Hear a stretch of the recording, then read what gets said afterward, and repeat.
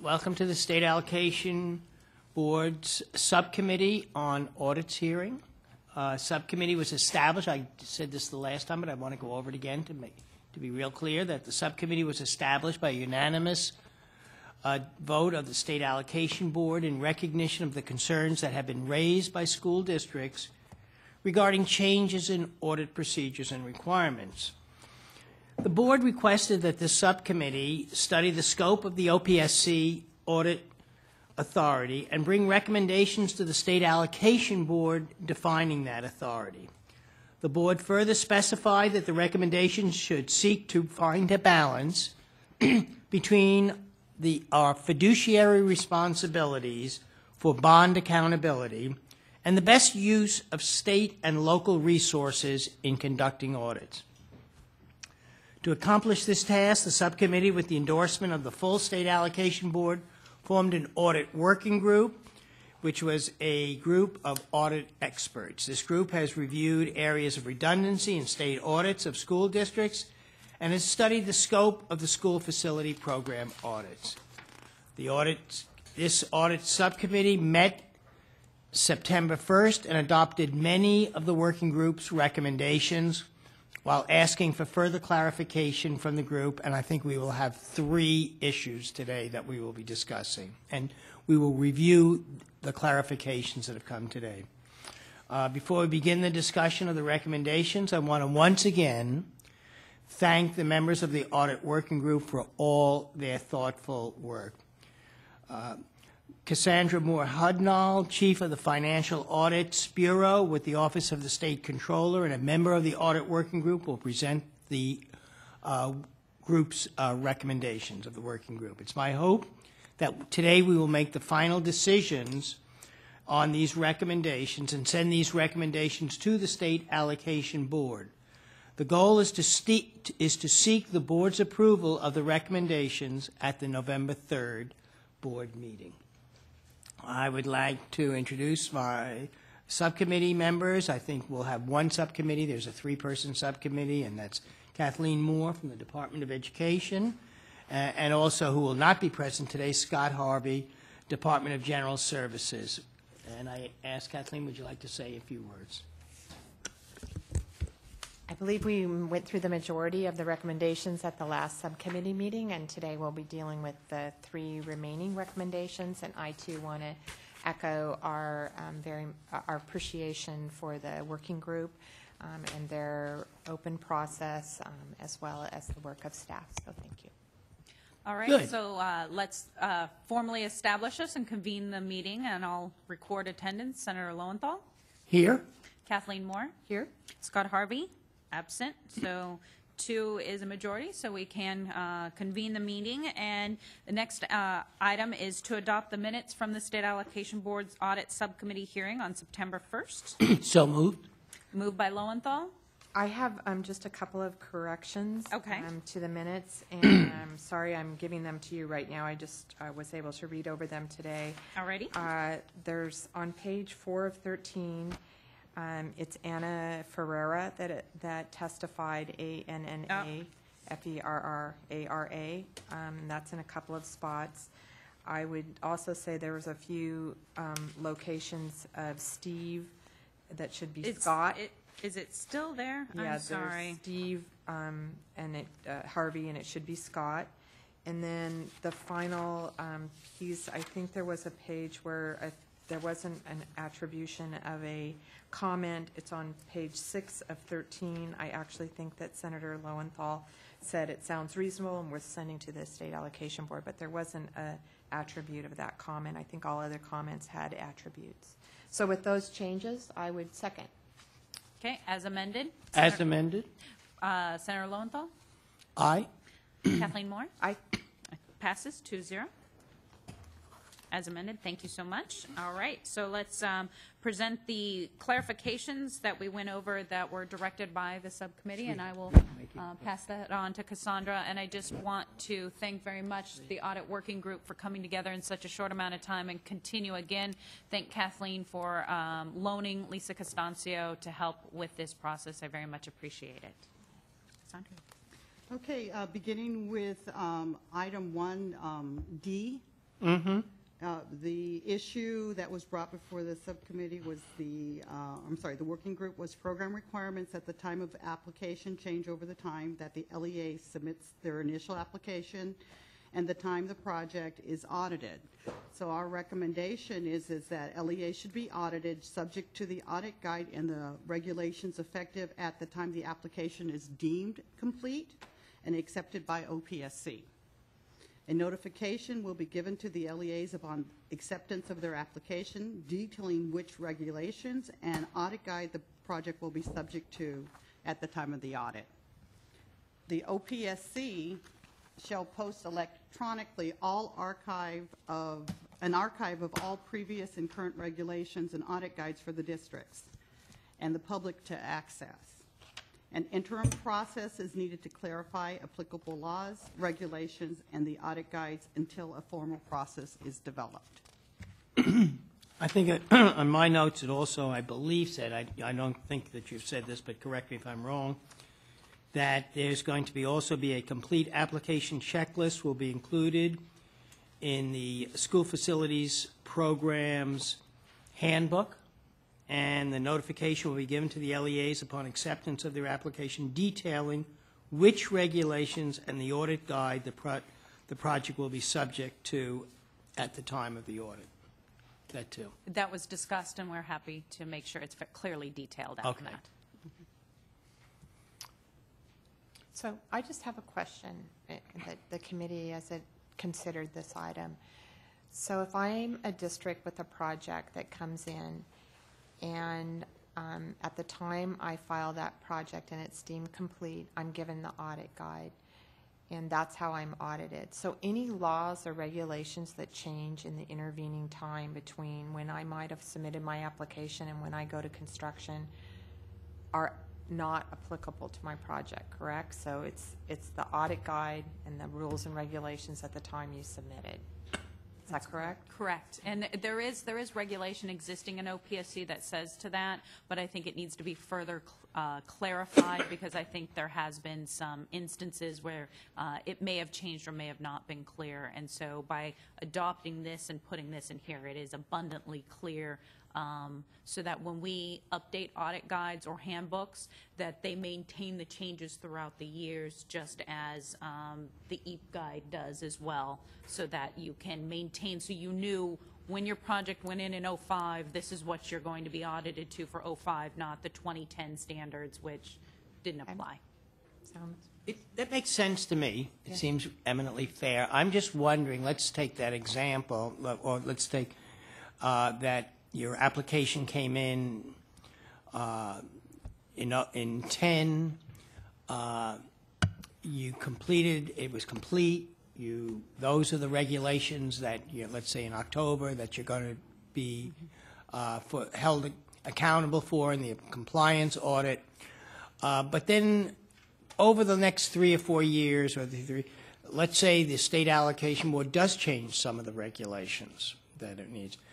And could it specifically request, if it did change those, that even though that typically school districts would not be under the new regulations, they would be under the old regulations, but that these are so significant or some consideration by that they would like these to be under the new, and they know that school districts have not been collecting this up until this time, but it's really deemed important.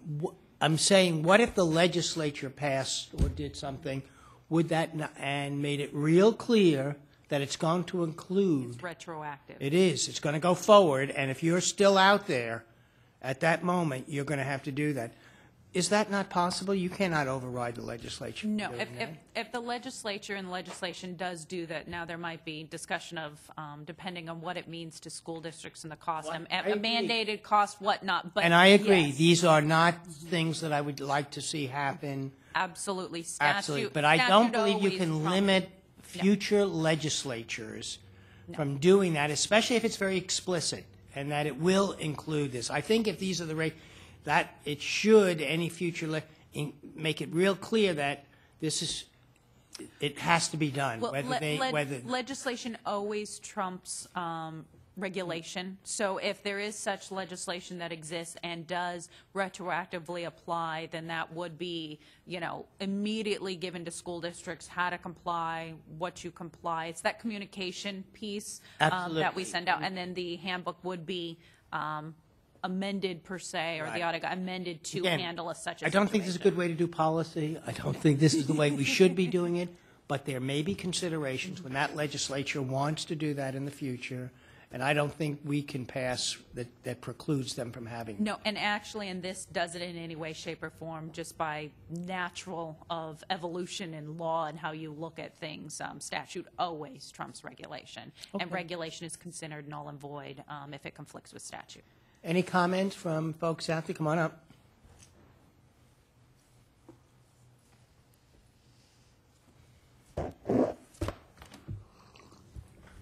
Hello, Lyle Smoot with Los Angeles Unified School District. We know that. Well, I want to make sure that the Everybody out there. yeah, in television land. Senator, I think you're probably pretty much accurate in what you just said, unless it is determined that this action is a contract between the State Allocation Board and the school district, because I'm not going to try to be a lawyer here, okay, but I think there is a premise that the legislature can't pass a law that makes a contract null and void. And I think you're right. I'm just not sure on that, where I would like to have it. Well, at the same time, Senator, I think I can't think of one right offhand, but I think there are probably circumstances where you would want that to happen, and it doesn't interfere with with the kind of action you're talking about Might here. even So- be included in existing contracts. That is, if the some statement about that, if it deems that it, that it's important that every single program follows something, that would be there. I'm just Yeah, then it saying would be that part of the contract, so. it would have to be part of that contract, and I Right. think we have to be real clear, this is not what we assume is going to happen. We're going to, this is a focus, and I applaud again the working group to make it as clear as possible what the guidelines are, and I agree. That's Yeah. the way it should be. It hasn't been. Yep. This will take us in a step in the right direction, but there may be circumstances that have to be defined clearly, and we have to honor contracts. I But- think everybody understands that, Senator. Okay. The issue I wanted to talk about, I just wanted to mention that in Yes. passing. The issue I wanted to talk about is one that Lisa did bring up a little bit, is the concept of when is an application deemed complete. Yes. Because if you file an application today, that application under current rules might take several months to be deemed complete. So one of the things we did talk about it at the working group level is to come up with a process that says, there is a timeline for application to be deemed either complete or incomplete, and that establishes the timeline for when this rule takes effect. Because you might file an application today, and something happens on January 1st, and if you're not deemed complete by then, you could be subject to something that might change your whole application. So I just want to make sure that that's addressed in the final. There used to be a process that I was aware, I'm just curious if it's continuing, that within, 24 hours of submittal, the Office of Public School Construction would advise you whether your application was complete or not, and you had that time to, if there was one missing document or something, to get it in, otherwise they sent it back to you. Is that a process currently used at the office? There is a 15-4-day, I believe, and correct me if I'm wrong, OPSC 24-hour rule that when you get your application, you have a certain amount of time that they'll send you a letter of, for your application to be complete, we need this, this, and this. Right. And then generally that goes next is a 24-hour. And if it's not complete, the process is supposed to be that the application is returned to the district and they are required to resubmit. As to whether that process is actually followed and occurs, I think is another matter. So what you're indicating, Mr. Smoot, is that while we adopt this, while you're supporting, I believe you're saying you're Yes, sir. supporting Yes, the ma'am, I am recommendation, supporting the recommendation. but that we also work to define a completion timeline, deeming complete timeline. And that is something that the working group, we recognize. That's why the last sentence is an interim process is needed to clarify the applicable Okay. laws, We- regulations, we until a recommend that formal. forward. Yeah, we recommend that forward. Yep. Okay, thank you. Anyone else wish to address this?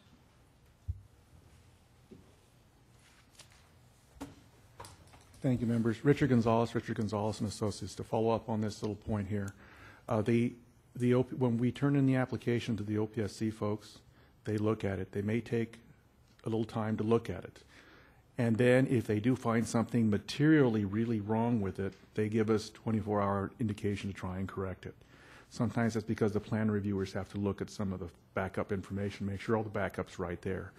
The date in which the project is deemed complete is generally the date that you turn in the application unless there's something very significantly wrong with it. Okay. They may not tell you that the package is complete for maybe 2 or 3 weeks because they're still looking at it. But once they finish looking at it and they find that everything's there, you actually get the date as deemed complete as of the date you turned it in. Okay. And by the way, there is, to the other point for you, Senator, is that one good example would be the labor compliance new requirements, that a project could have been turned in, deemed complete today, or back in, let's say, January of this current year, and received that letter, but because the DIR folks' rules came into effect August 1st, as it stands today, that they would be subject to that requirement. What I would hope would happen, and I don't know that that's maybe too much on the staff, would be, since we do have a letter saying your project is deemed complete and you're subject to this guidelines, that there would be a subsequent letter that says, by the way, that has to be amended for the current labor requirements. So that would be documented fully for them and on target. Okay, and also, under those circumstances, to, whenever there are those changes, to make sure that they're posted electronically, too. Correct. All right, so, I'll go ahead unless there's further discussion and move item scope and type of audits. 1D, the recommendations of the audit working group committee, or audit working group. moved by Moore. Second? Senator Lowenthal. Second? Oh, do we need second? Roll call. Senator Aye. Lowenthal. Kathleen Moore. Aye. Scott Harvey, absent, 2-0.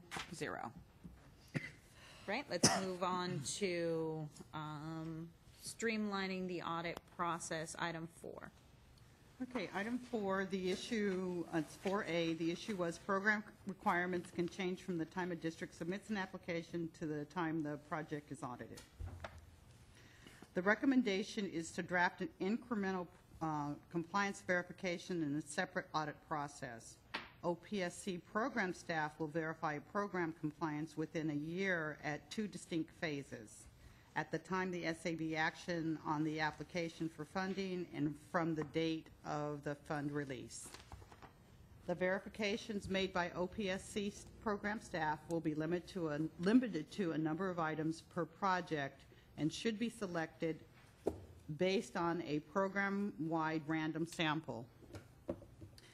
After the verification has been performed by OPSC program staff or the 1 year expires, the project at both phases is deemed in compliance with the applicable certifications, and those phases are no longer auditable. The review of expenditure audits should remain a function of the project audit. So this was brought up, and there was discussions of the main concerns that were brought up is how to you, while we all agreed on the working group, in an incremental review and audit for a timeline purpose, the main concern is how do we make sure that there are clearly defined roles and responsibilities such that the incremental audit is not used by OPSC or anybody else to delay the auditing and delay the project. And of course, this is something, which may change if the auditing process is ever taken outside of OPSC, but this is something that whoever then does the auditing, this could be something of a role that they look at. The major premise and problem in regards to this is when you have site development and you're auditing on site and it's 7-8 years later, making sure that there's relevancy because people constantly change, and you having all the document, that if you do it at the step-by-step funding application process, it might streamline the process and make things more relevant so that, if there is a material inaccuracy with an early fund release, that these are identified earlier, not 7 years down the road, to handle these circumstances.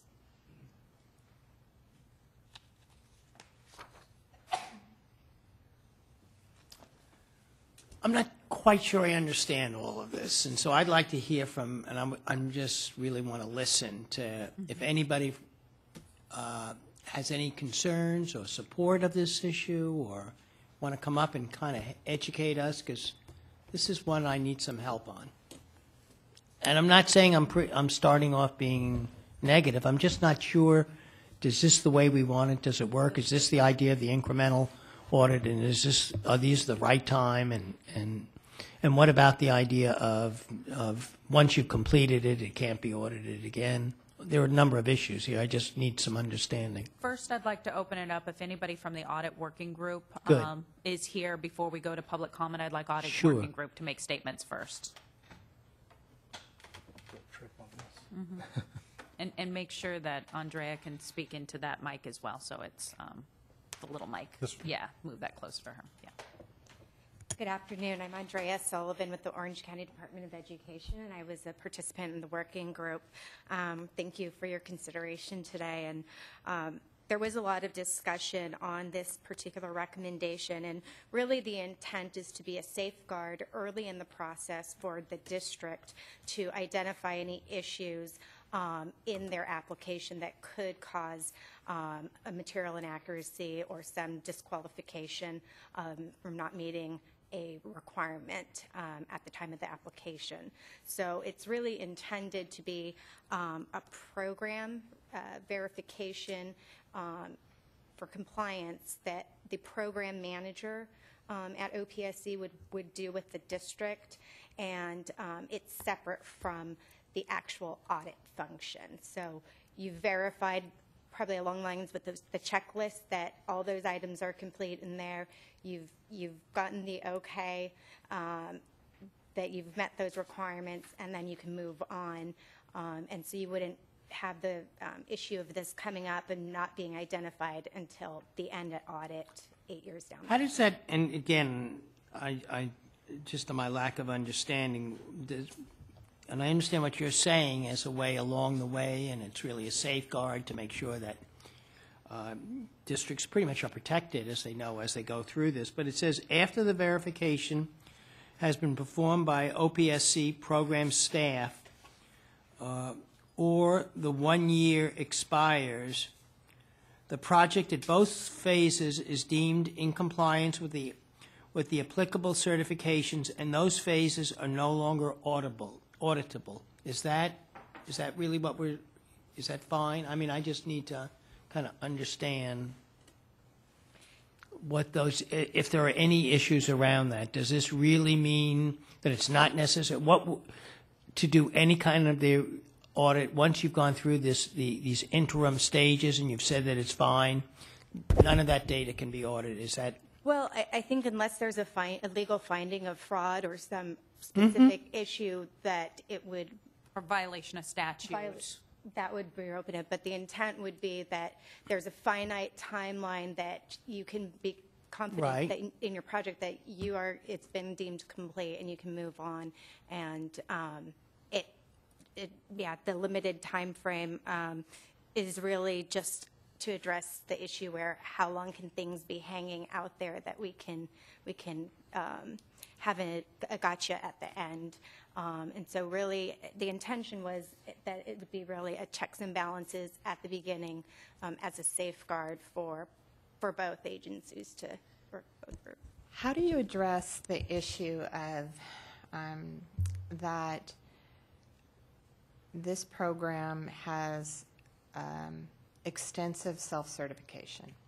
It was built on really originally on self-certification, that we are going to believe, that districts know what they're certifying to, and that they, in good faith, are completing all those requirements, versus, I think, where we were over 10 years ago, in a program where you submitted every single piece of paper and someone reviewed that, every contract, every item, and actually did what you're saying.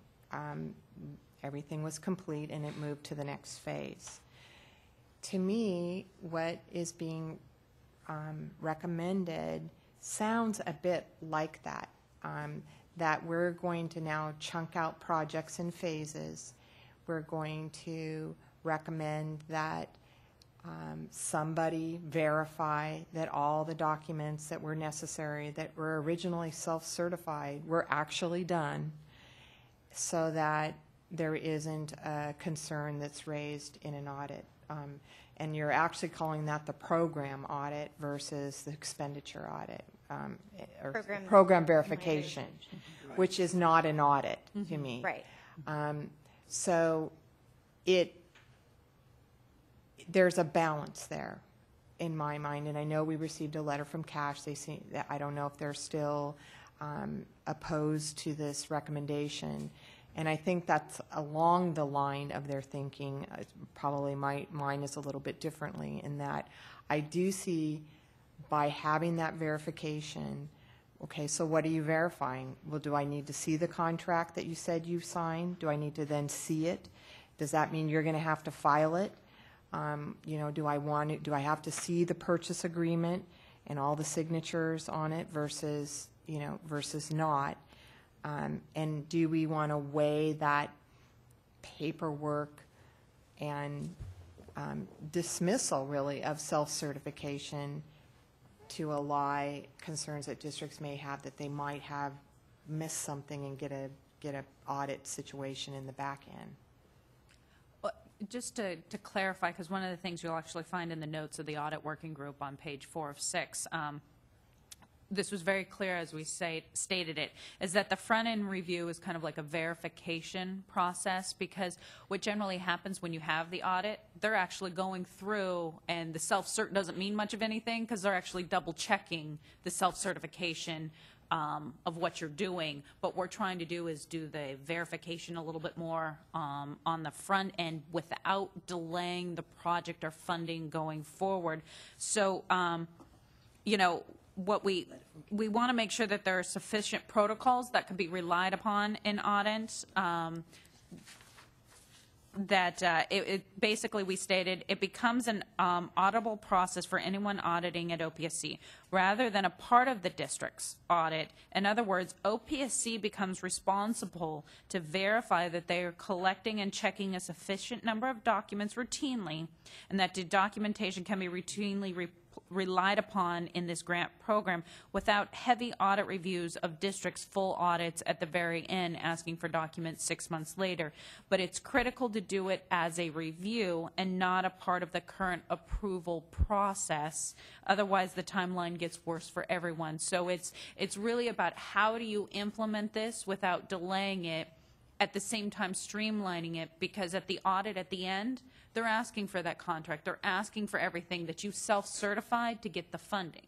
So how do we do that review, not delay the funding, that the project continues on, but that we ask for these documents which ultimately come in audit as a program review earlier, so that if there is a potential mistake or there was something done with the contract or that you didn't meet the 50%, that this can be acknowledged and addressed earlier rather than 6-7 years down the line. Not meeting the 50% pieces like that, that's not, I guess it could be program and fiscal. They're both, I guess, what you're saying. So I'm just, in my mind, I'm weighing additional work on everyone's part versus an outcome. Mm-hmm. Our outcomes are, we really don't want districts in situations of material inaccuracy. We don't want them with audit exceptions. We prefer that they, that process be a clean one, so that everybody knows what their expectation are. So weighing that worry, perhaps, that districts have versus the additional work of districts and staff for these other verifications. I mean, that's what I'm weighing in my mind. If I might just go back to the recommendation, this isn't intended for every project and every application. The verifications made by OPSC program staff will be limited to a number of items. So in terms of the documents, the number of items, per project, and should be selected based on a program-wide random sample. So it checks and balances overall where random projects would be checked, and then it can identify areas where there might be issues, and maybe that's something that would be addressed overall in the program. But it's really, it's not for every project, and every district is, if that helps clarify that at all. Okay, that helps with some of it. And also, I'm assuming then that whoever works on this would be trying to pinpoint what seems to be common mistakes that we are alleviating early in the process, so that so that it doesn't compound throughout the project, like the not meeting the 50% requirement, which then causes a whole host of other issues for a district. I can see that. I'm just trying to weigh, that that additional work to a self-certified program. And I think one of the things we were talking about, because it did come up about workload and are we actually making more work? Because in the end, you need all the documents, like we talked about, the document checklist that you go through that the district constantly needs to have to make sure that they have. So by having that in the audit guide, they already know the documents that they need to have on hand that are going to be used for the audit. Those are the same documents that would be used for at least the front-end program review if they got a call from OPSC. Because what we're trying to do is actually spread it out instead of all of a sudden at audit, you've got this entire chunk that is then reviewed. So what could happen, and not every project is totally audited, is that if you have that program review, it follows that application and goes in, so at the time of audit, that's already been done. So that's not the double check, is what we were doing, so it actually streamlines at the back end. You're really doing the 5006 expenditure audit as originally set up in statute, was an expenditure audit. So the front end, we're just spreading out the work. It's the same work, it's just the timeline is not chunked at one end, and also making sure that it's a more timely check. Other input about this? Others? Concerns? Everyone fine with this? Lyle? Yes, I want to make it clear that LA supports this proposal completely, understanding full well that it is a compromise. Okay, I mean, the one side of the compromise is that some people say that when the application, for instance, goes to the State Allocation Board and the board approves it, that should end that self-certification issue.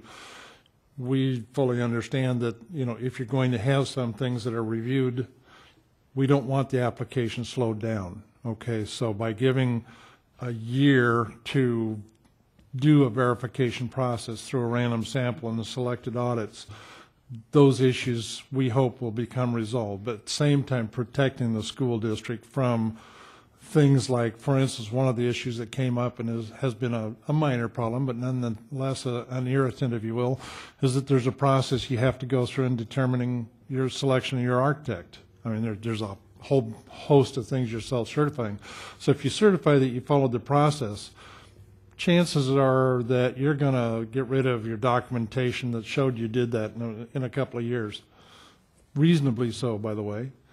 But if the door isn't closed, so you can't, have that issue reviewed 7-8 years later, it's sometimes just absolutely impossible to prove that you did those things, and therefore you are subject to some issue, not because you didn't do it, but because you don't have the documents to prove it so much later.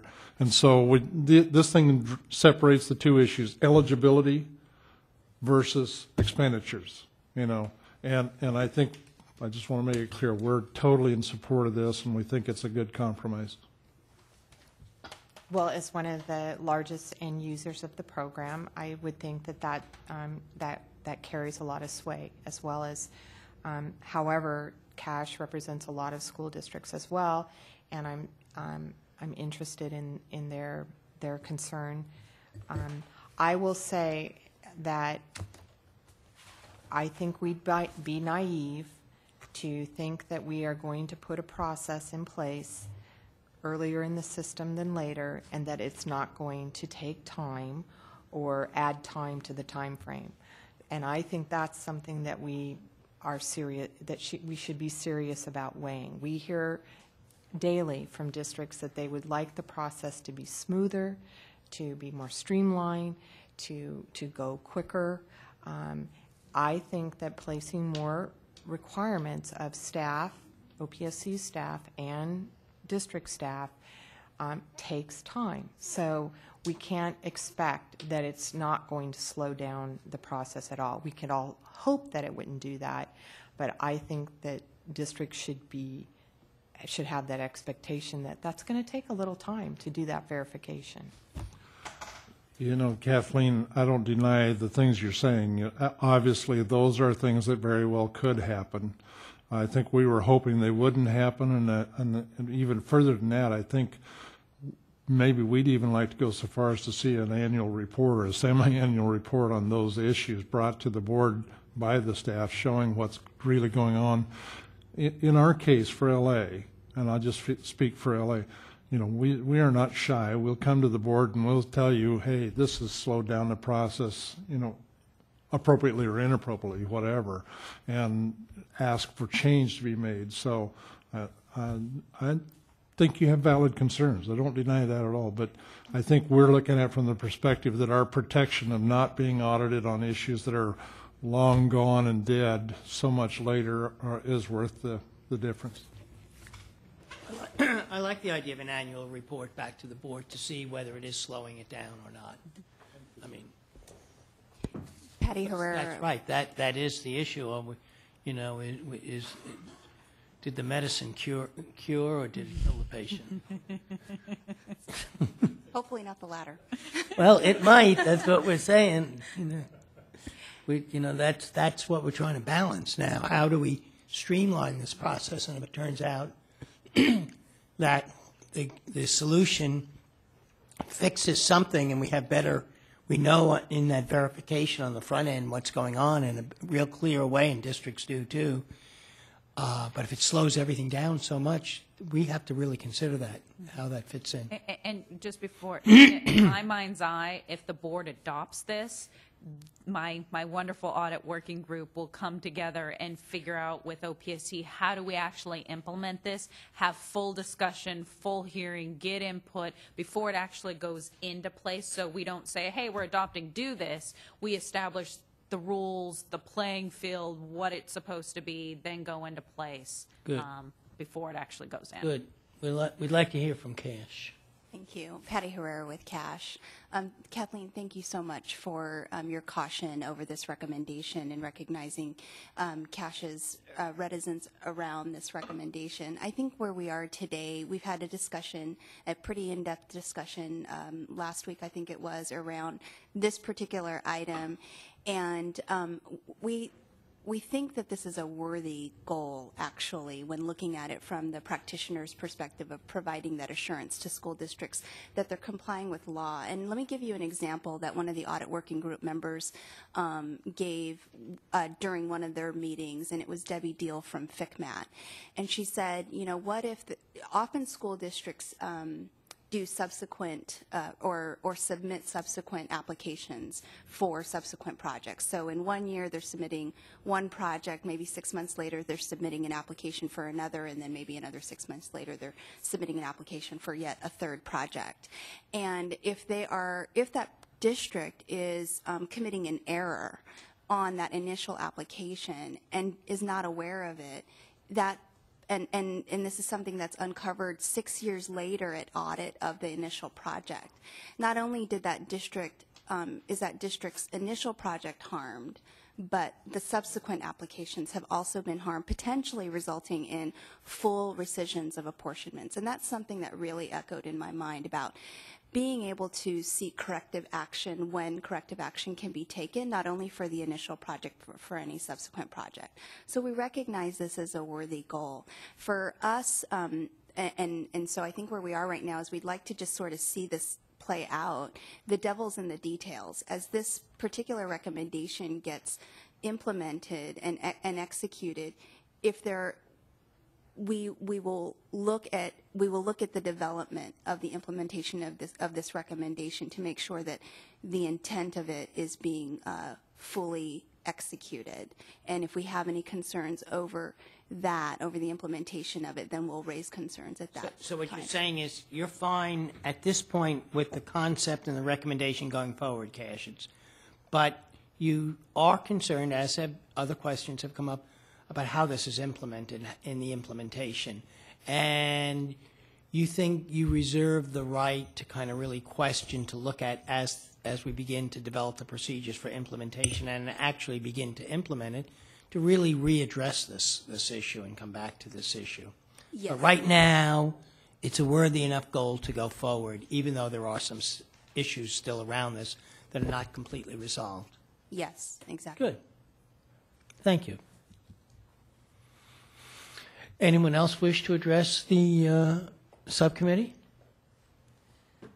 Then with that, I make the recommendation on item 4, streamlining actions within audit process, issue A, adopt the recommendations of the subcommittee to move forward to the full state allocation board. Motion by Moore, Second, by Lowenthal. Roll call, prior unanimous. probably, but, you know, you're making an assumption. May I? No, have no, prior you can do it, unanimous? you can do it, that's fine, since we, you know, Since we we made the motion and the second, but a lot can happen, as was pointed out, you know, in doing, you know, school construction, a lot happens from the initial, you know, Few minutes to the next. completion to the actual vote. I would like to make Absolutely. an assumption, you know, I'll always appreciate being corrected, though. Okay. Moving So- right along. To item 5, audit appeals process. Right, this is our final item. This is our final item. Currently, LEAs can appeal issues to the SAB. A process is needed to address audit discrepancies that have a fiscal impact on the district and on the state. The recommendation is create an appeals panel as an SAB subcommittee to hear fiscally related appeals as an interim process while taking the necessary steps to move towards an independent process such as the Education Audit Appeals Panel. The SAB subcommittee would consist of representatives from the CDE, Department of Finance, and the legislature. The interim process would allow districts to go before an administrative law judge in cases where the districts do not agree with the findings of the SAB Audit Appeals Subcommittee, and then ultimately before the full SAB.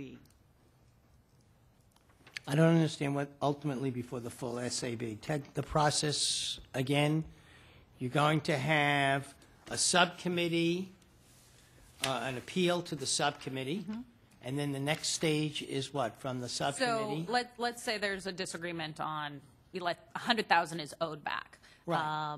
That's what OPSC's recommendation is. and- District wants to appeal it, it comes in front of the subcommittee. If the subcommittee actually agrees with OPSC, the district then has the ability to appeal to an administrative law judge, but the ultimate decision maker on the final would be the state allocation board.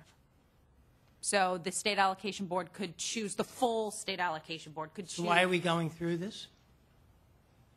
If the state it seems to me, here's where I'm coming from, and I need to be convinced, and I want to hear from those that are supporting this. The state allocation board is the appeals board. That's it. I think OPSC, we're trying to streamline the process and make sure that it's clear.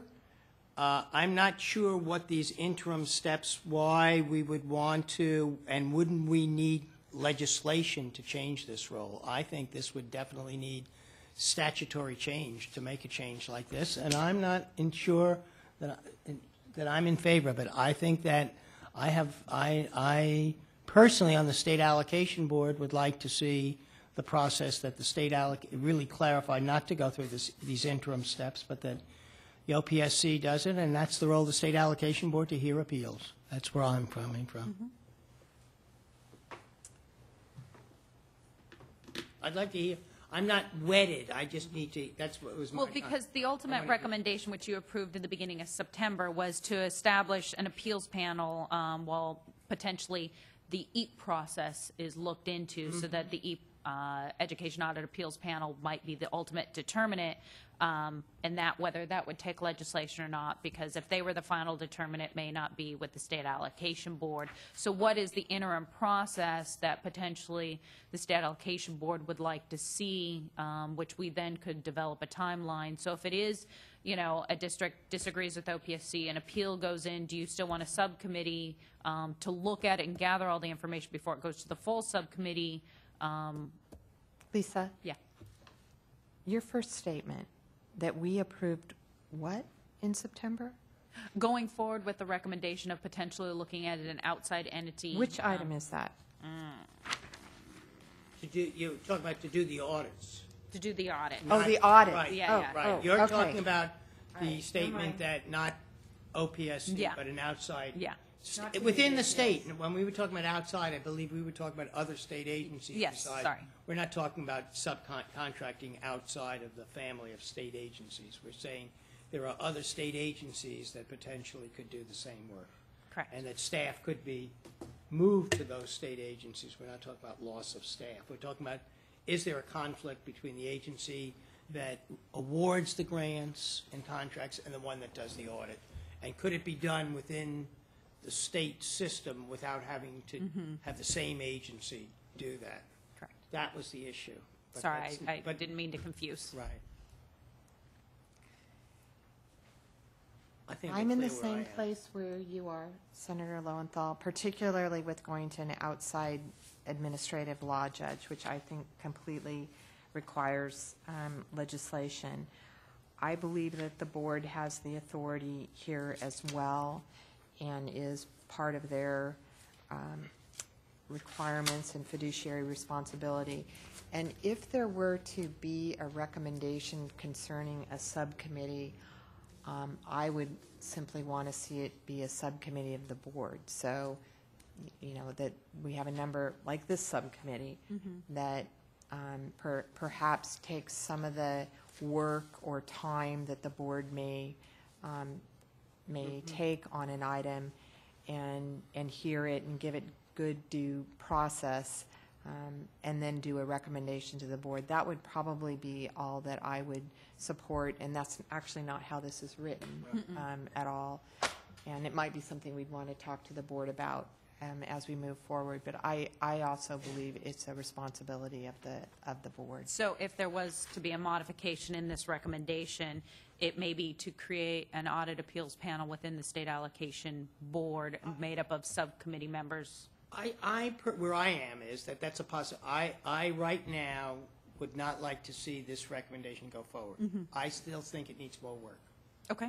And I don't think that this one has to be before on November 3rd. I mean, the way I feel is that I'm with you, but I also would say I think we've asked enough of the working group. Right. I think that if it dies today, it kind of dies that death. Right. That we don't ask, I mean, they've done a tremendous amount of work, and I would like to see it completed, move forward to the state allocation board and take its actions there, but I wouldn't want to ask them to Got go it. back on it. Right. Well, and is what I could take as your recommendations and where you guys feel that you are and work on a potential suggestion to. No, I No. think we're saying that until, we're going to I'd hear like to we're hear going to hear from the people, but discussion.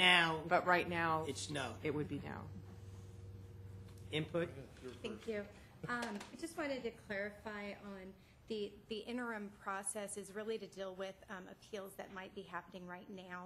And there's a number of them on the workload listing coming up and others that haven't been identified possibly.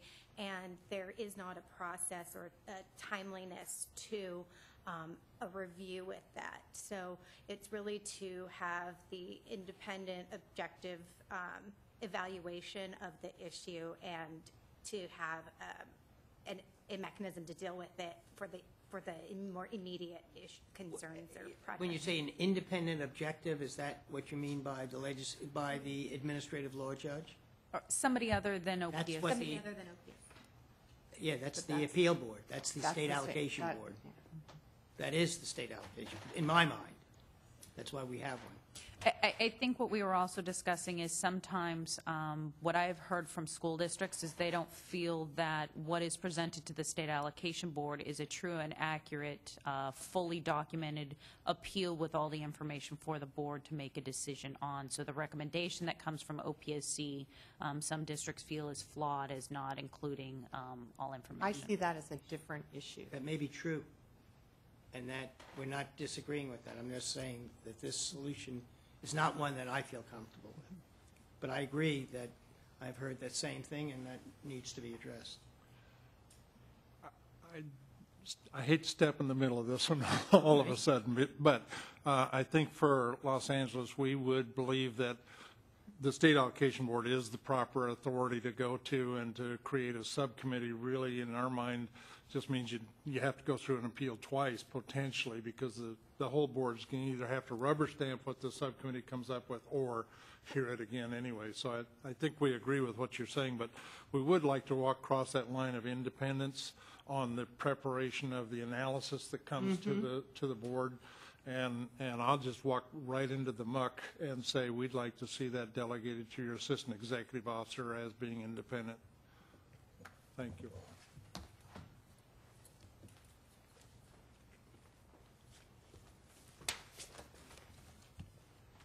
That's the information that comes, would be delegated so that it would be presented by the Assistant Executive Director? Officer, how do you feel about that? That they would review it and also be part of the process? That makes sense. You know, I mean, the listening would be fine to have an amendment that what you're saying is that when OPSC finds a school district is out of compliance, and there's an appeal, that you would want, as it comes to the appeal board, which is the State Allocation Board, that a review of that recommendation by OPSC be done and a presentation also be made by the Assistant Executive Officer to the board. I would accept that as an amendment. I actually, that. I heard it slightly different, that the Assistant Executive Officer would prepare the audit appeal item for the State Allocation Board in conjunction with the Office of Public School Construction and present that appeal. I would accept that as a working amendment. Okay, so on items that are discrepancies that a district has submitted an appeal on, the recommendation is to have the AEO in concert with OPSC prepare an audit appeal item that shall be presented to the board, but the AEO shall conduct, I guess, their own independent analysis of gathering information from the district. No, I think what we said was for the AEO to prepare the item, in consultation with the Office of Public School Construction, but that would be the item coming forward. Can I be blunt? No. Obviously, yes, you can be blunt. I, in preparing items for the board, I do consult with OPSC, but often my consultation goes nowhere in items presented to the full State Allocation Board. But what we're saying is we would make it real clear as part of this that you would be in concert, but it would be your presentation to the board. Okay. It would be that your- item, and it would be the item of the AEO. Right. In Your consultation item. with the Office of Public. Appeal, right, Yeah. appeals would come through and be presented by the AEO to the board. And we're talking about audit appeals. We're Just audit appeals. We're the audit subcommittee. There are many appeals that come before the State Allocation Board. I think this is I heard the recommendation, it's for audit appeals. If you were to have an outside entity, another state agency perform the audit, then that outside entity would actually be a party to the appeal rather than Right. OPSC. Correct. So whoever was responsible probably for the audit concerns or audit exceptions, if it was an outside Right. agency, they would have to be, it would be in conjunction with that entity, I would assume. But it would still be presented by the AEO to the board. I've got that down.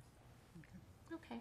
All right. With that amendment, I would move then the audit appeals process item to be changed from the current recommendation to the recommendation that an audit appeal would be the responsibility of the Assistant Executive Officer in consultation with the Office of Public School Construction and/or a future audit group, if that is the direction of the Department of General Services and the State Allocation Board, present that item to the State Allocation Board as an appeal. Right, and the State Allocation Board is the appeal board. There isn't, No, there is no anything else in between. right. All right, motion by Moore, Aye. 2-0. Shall I, prior unanimous roll call Seemed unanimous. as existing? The last item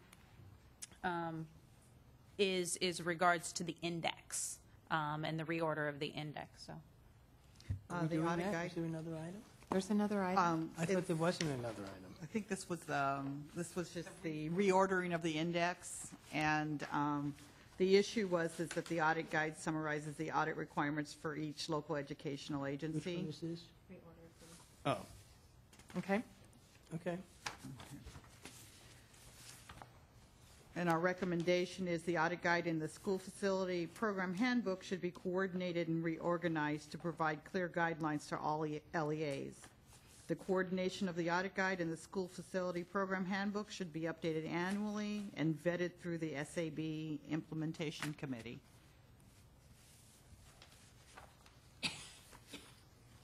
And this was just an intent to make sure that everything is up to speed and that if there are any changes, there's a public vetting process to allow districts and others to have public input and to make sure that both are aligned. No matter who's doing the auditing, that both are aligned. Was this item put over from our last meeting? And it was in regards to how we ordered the index and what the index of the audit guide said.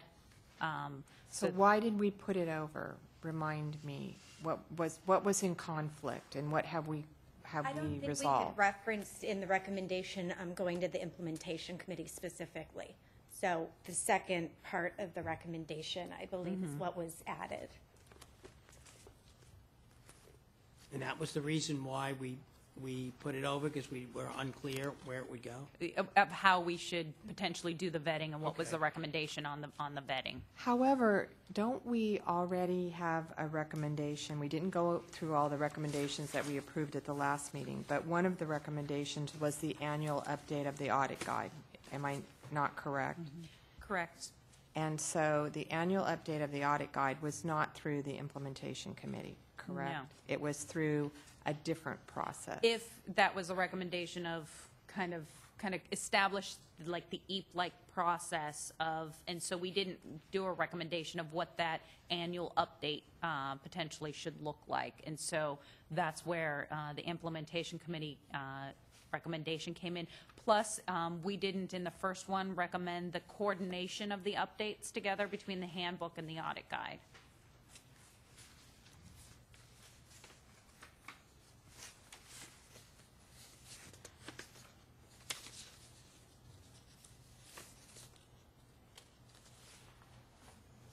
Because it was specifically 3A, creating a standing audit committee that will do an annual review of the audit guide and create a 3A? process to address changes, I'm sorry, in the original, so it's not in this documentation. Create a standing audit committee.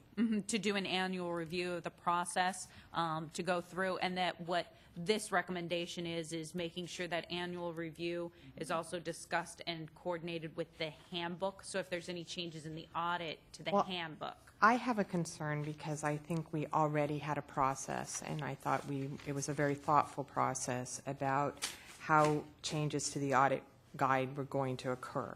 And thank you for pointing us to that. It's 3A, and where we have created a standing audit committee that will do the annual review and update of the audit guide.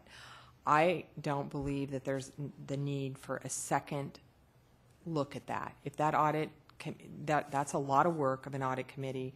That work should stand on its own, and I wouldn't support that it then goes to the implementation committee.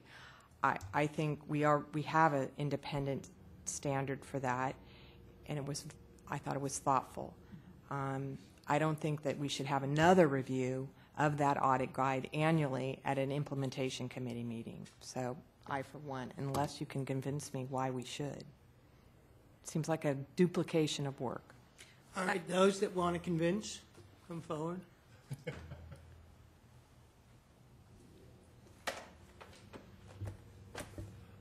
I'm not sure that I'd say I'm not convinced, as long as the audit guide review panel is an open meeting and published notification so that members of the implementation committee that might want to participate in that discussion could have that opportunity to do so.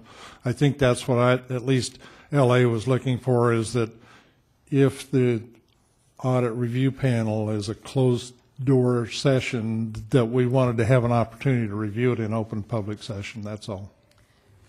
Cassandra, can you indicate, are you part of the process that they do at the Department of Education?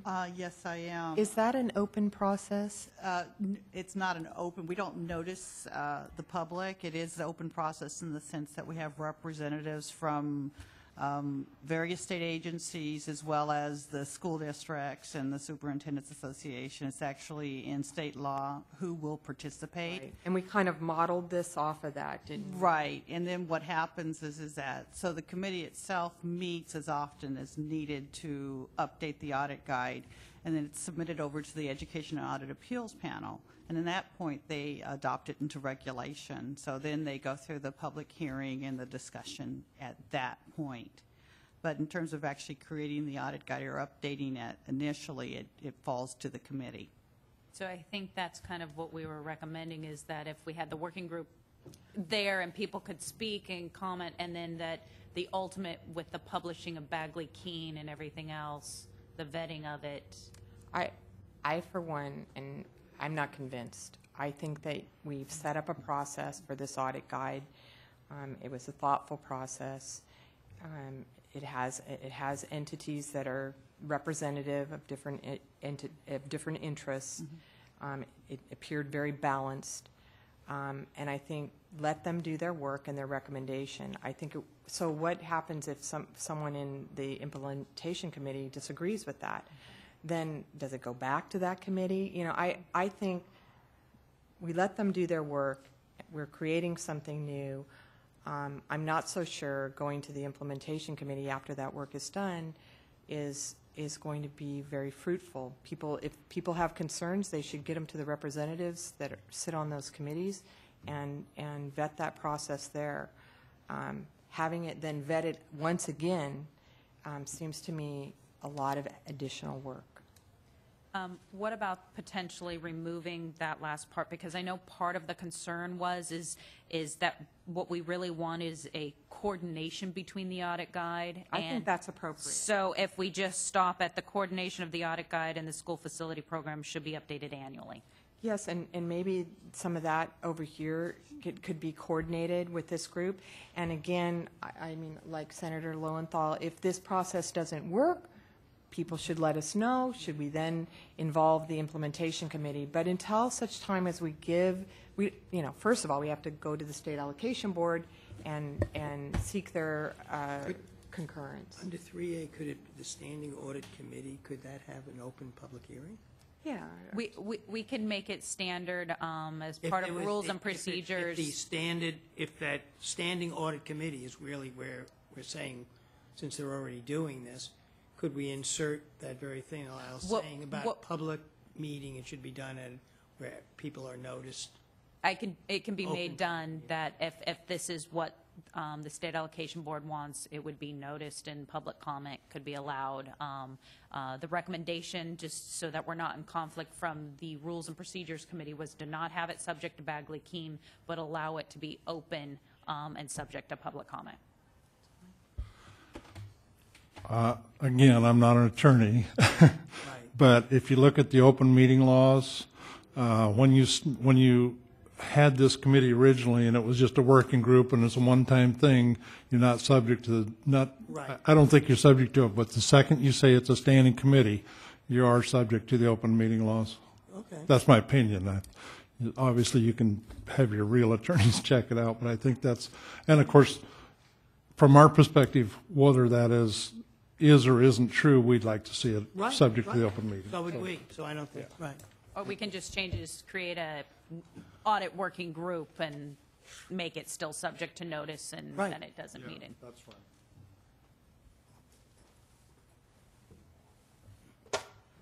Richard Gonzalez and Associates.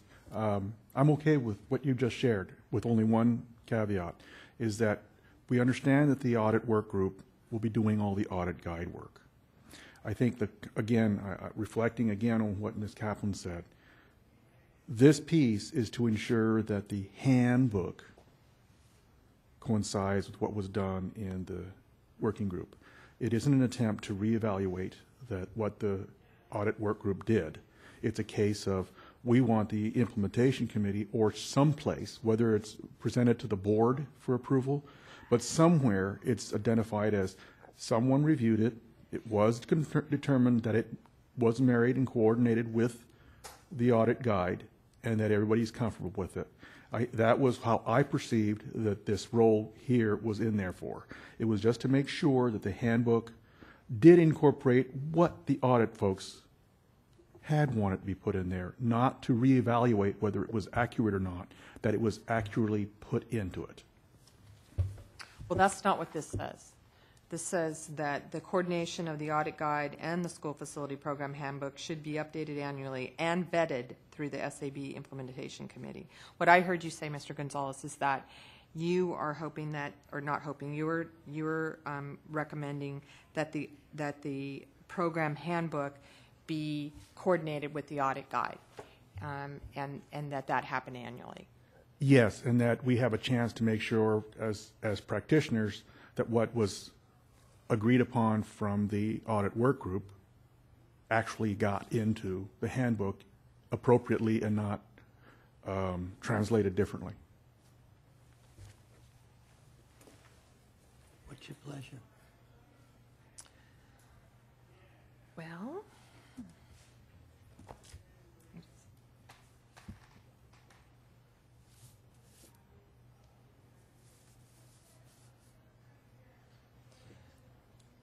tell me this, would you think it would be additional work for this audit subcommittee, audit guide subcommittee, to review the handbook, to also coordinate the handbook concerns, or is that too broad a subject for that working group? I mean, their focus is audit, right? The focus is audit, not necessarily being experts in the program, which I know that's where we spent a lot of time as the working group, was trying to get comfortable and understanding what the program. The way the audit committee works for the school district audits is that when we have a program that we want to introduce into the audit guide, we ask the experts to bring that program forward and explain, what that program is about.